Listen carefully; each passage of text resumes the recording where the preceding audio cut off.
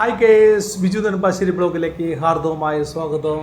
ഞാനിപ്പോൾ രായനല്ലൂർ മല കയറുന്നതിന് വേണ്ടി എത്തിയിരിക്കുകയാണ്. നാരായണത്ത് ഭ്രാന്തൻ്റെ പ്രതിമയും അവിടെ ദേവീക്ഷേത്രവും ഉണ്ട്. ഇന്നാണ് നാരായണത്ത് ഭ്രാന്തന് ദേവി ദർശനത്തിൻ്റെ ദിവസം, തുലാമാസം 1-ാം തീയതി. നമ്മൾ നടന്നു പോയ വഴിയിൽ ഒരു ദേവീക്ഷേത്രമുണ്ട്. ആ ദേവീക്ഷേത്രം കടന്നു വേണം നമ്മൾ നാരായണത്ത് ഭ്രാന്തൻ്റെ മലയിലേക്ക് കയറുന്നതിന് വേണ്ടി പോകുന്നത്. ഇവിടെ എല്ലാവരും ഭക്തി പുരസ്സരം ക്ഷേത്ര ദർശനം നടത്തിയ ശേഷമാണ് മലയിലേക്ക് കയറാൻ പോകുന്നത്. ഇന്ന് നല്ല ഭക്തജന തിരക്കാണ് അനുഭവപ്പെടുന്നത്. ഞാനിപ്പോൾ ആ ദേവീക്ഷേത്രത്തിൻ്റെ ഫ്രണ്ട് വശത്ത് എത്തിയിരിക്കുകയാണ്. ഇതാണ് നമ്മുടെ ദേവീക്ഷേത്രത്തിൻ്റെ ഫ്രണ്ട് വശം. മല കയറി തിരിച്ചു വരുന്നവർക്കൂടെ സൗജന്യ ഭക്ഷണം കൊടുക്കുന്നുണ്ട് സേവാഭാരതിയുടെ പേരിൽ. ഇപ്പോൾ ഭയങ്കര ഭക്തജന തിരക്കാണ്. എല്ലാവരും മല കയറാനായിട്ടുള്ള ആവേശത്തിലാണ് പോകുന്നത്. ഇവിടെ തൊഴുത്തിട്ടാണ് എല്ലാവരും മല കയറാൻ പോകുന്നത്. അപ്പോൾ നമുക്കും നേരെ മലയിലേക്ക് പോകാം. അങ്ങനെ ഞാൻ മല കയറുന്നതായിട്ട് കവാടത്തിലെത്തിയിരിക്കുകയാണ്. ഇവിടുന്നാണ് നമ്മൾ മല കയറുന്നത്. മല കയറുന്നതിന് മുമ്പ് തന്നെ അവിടെ എഴുതി വെച്ചിട്ട് രായനല്ലൂർ മലയിൽ ഭഗവതി ക്ഷേത്രം എന്നുള്ള ബോർഡുണ്ട്. അതുപോലെ തന്നെ ഒരു പ്രത്യേക അറിയിപ്പുണ്ട്. ഇന്ന് തുലാമാസം 1-ാം തീയതി നമുക്ക് എപ്പോൾ വേണമെങ്കിലും മല കയറാം. ബാക്കിയുള്ള ദിവസങ്ങളിൽ 8 മണി വരെ പൂജയുള്ളൂ. 8 മണിക്ക് ശേഷം വരുന്നവർ അവിടുത്തെ മനയായിട്ട് ബന്ധപ്പെട്ട് ഓഫീസുമായിട്ട് ബന്ധപ്പെട്ട് മാത്രമേ മലമുകളിലേക്ക് കയറാൻ പറ്റുകയുള്ളൂ. ഇന്നത്തെ ദിവസം നമുക്ക് എല്ലാവർക്കും കയറാവുന്ന സജ്ജീകരണങ്ങളോട് ചെയ്തിട്ടുള്ളത്. അതുപോലെ തന്നെ തിരിച്ച് 6 മണിക്ക് മുമ്പ് തന്നെ നമ്മൾ തിരിച്ച് മലയിൽ നിന്ന് ഇറങ്ങണം. അതാണ് അവിടുത്തെ നിയമങ്ങൾ. അപ്പോൾ അവരുടെ അനുവാദം കൂടാണ്ട് നമുക്ക് ഈ തുലാമാസം 1-ാം തീയതി അല്ലാണ്ട് വേറെ ദിവസങ്ങളിൽ പോകുകയാണെങ്കിൽ തന്നെ നമുക്ക് എന്തായാലും അവിടുത്തെ അനുവാദം മേടിച്ചിട്ട് മാത്രമേ പോകാൻ പാടുള്ളൂ. അതുപോലെ പ്ലാസ്റ്റിക്കും കുപ്പികളും ഒന്നും ആ മലയുടെ മുകളിലേക്ക് കൊണ്ടുപോകാൻ പാടുള്ളതല്ല. അത് കർശനമായ നിയന്ത്രണങ്ങൾ അവിടെ ഏർപ്പെടുത്തിയിട്ടുണ്ട്. ഇപ്പോഴും നമ്മൾ പോകുമ്പോൾ പ്ലാസ്റ്റിക് കുപ്പികളും പരമാവധി ഒഴിവാക്കുക. വേദപഠനത്തിനായി എത്തിയ നാരായണത്ത് ഭ്രാന്തന് ഈ മലയിൽ വെച്ച് തുലാമാസം 1-ാം തീയതി ദേവി ദർശനം ഉണ്ടായി എന്നാണ് ഐതിഹ്യം. ആ സമയത്ത് കയ്യിലുണ്ടായിരുന്ന മലർ, കദളി എന്നീ നിവേദ്യങ്ങൾ അർപ്പിക്കുകയും സംപ്രീതിയായ ദേവി ഭ്രാന്തനെ അനുഗ്രഹിച്ച് അപ്രത്യക്ഷമാകുകയും ചെയ്തു എന്നാണ് പറയപ്പെടുന്നത്. അവിടെ ദേവീപാദം പതിയുകയും കാലാന്തരം പറ്റാത്തൊരു നീരുറവയായി ഭവിക്കുകയും ഉണ്ടായി.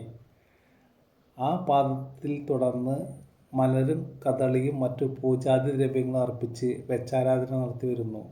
ഇന്നും പ്രധാന വഴിപാടായി നടത്തി വരുന്നത് വർഷത്തിൽ ദേവി ദർശനത്തെ ദിവസം മുൻനിർത്തി വിശ്വാസികൾ മല കയറുകയും ചെയ്യുന്നു എന്നാണ് വിശ്വാസം. മല കയറി പകുതി എത്തിക്കഴിഞ്ഞപ്പോൾ ഞാൻ കുറച്ചു നേരം റെസ്റ്റ് എടുക്കാൻ നിന്നു. ആ റെസ്റ്റ് എടുക്കുന്ന സമയത്ത് ഞാൻ ബാക്കിലേക്ക് നോക്കിയപ്പോൾ പുറകോട്ട് നോക്കിയപ്പോൾ കാണുന്ന ഒരു കാഴ്ച കണ്ടിട്ട് ഞാൻ തന്നെ നീട്ടിപ്പോയി. എന്ത് തിരക്കായിരുന്നു അവിടെ. അതുപോലെ തന്നെ മുകളിൽ നിന്ന് നമ്മൾ താഴത്തേക്ക് നോക്കുമ്പോൾ ആ കാണുന്ന മലനിരകളുടെയും പച്ചപ്പ് കാരണം ഒരു പ്രത്യേക വൈബാണ്. നമ്മളിവിടെ ഒരു പ്രത്യേക കാറ്റ് വന്നിട്ട് നമുക്ക് ചൂടറിയത്തേയില്ല. അത് നമ്മളിവിടെ വന്ന് ആ കാഴ്ച കാണുമ്പോൾ ഒരു പ്രത്യേക അനുഭൂതിയുണ്ട്. അത് ഞാൻ പറഞ്ഞറിയിക്കാൻ പറ്റിയ അനുഭൂതിയല്ല. നിങ്ങൾ വന്ന് തന്നെ കാണണം. നമ്മുടെ കൂട്ടത്തിൽ വന്ന ആരെങ്കിലും കൂട്ടം തെറ്റിപ്പോയിട്ട് കണ്ടുപിടിക്കാനായിട്ട് അവിടെ മൈക്കിൽ വിളിച്ചു പറഞ്ഞ് കണ്ടെത്താനുള്ള സൗകര്യം ഏർപ്പെടുത്തിയിട്ടുണ്ട്. പിന്നെ അവിടെ ഹരിതസേനയുടെ സേവനമുണ്ട്, പോലീസുകാരുണ്ട്. അങ്ങനെ എല്ലാ രീതിയിലും നമ്മുടെ യാത്ര സുഖമാക്കും. താഴത്തു തുടങ്ങി മുകളിൽ വരെ കോൺക്രീറ്റ് കൽപ്പടവുകളാണുള്ളത്. മുകളിലേക്ക് എത്തുന്ന കുറച്ച് ഭാഗത്ത് നമ്മുടെ കല്ല് വെച്ചിട്ട് മാത്രമുള്ള, അവിടെ സിമെൻ്റൊന്നും ഇട്ടിട്ടില്ല. അങ്ങനെ നമ്മൾ മലയുടെ മുകളിൽ എത്തിയിരിക്കുകയാണ്. ഇതാണ് മലയുടെ മുകളിലുള്ള കാഴ്ചകൾ. ഇവിടെ നല്ല ഭക്തജന തിരക്കാണുള്ളത്. ഇവിടെയാണ് നമുക്ക് ക്യൂ നിന്നിട്ട് തൊഴുവാനുള്ള ക്യൂ ആണ് കാണുന്നത്. വഴിപാട് കൗണ്ടറാണ് നമ്മളിപ്പോൾ കാണുന്നത്. ഇത് നിൽക്കുന്ന ക്യൂ നമ്മുടെ ദർശനത്തിന് ക്യൂ നിൽക്കുന്ന ആളുകളാണ് വരിയായിട്ട് നിൽക്കുന്നത്.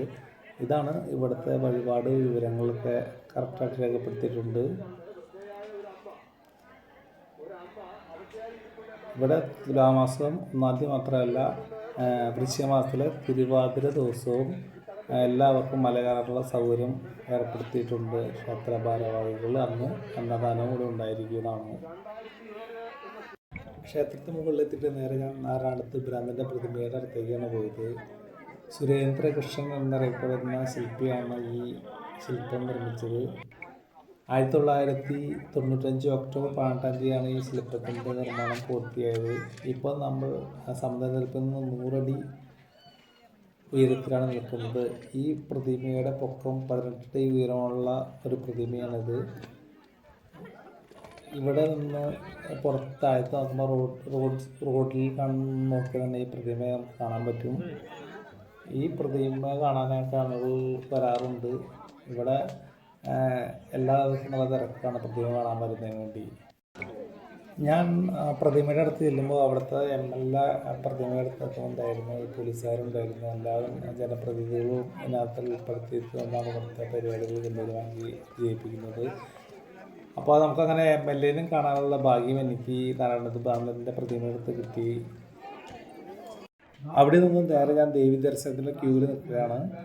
നമ്മുടെ മൊബൈൽ ക്യാമറകളൊന്നും അവിടെ ചെന്നിട്ട് ഫോട്ടോ ഒന്നും എടുക്കാൻ പാടില്ല. അതുകൊണ്ട് ഞാൻ പുറത്തുള്ള വ്യൂ മാത്രമേ എടുക്കാൻ പറ്റുള്ളൂ.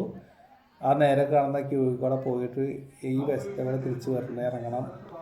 ഇതാണ് ഇന്നത്തെ എൻ്റെ വീഡിയോ. രായനൂരിൽ നിന്നുള്ള മലകയറ്റവും നാരായണത്ത് ബ്രാഹ്മണൻ്റെ പ്രതിമയും കണ്ടു എന്ന് വിശ്വസിക്കുന്നു. മറ്റൊരു വീഡിയോ വീണ്ടും കാണാം. ബൈ.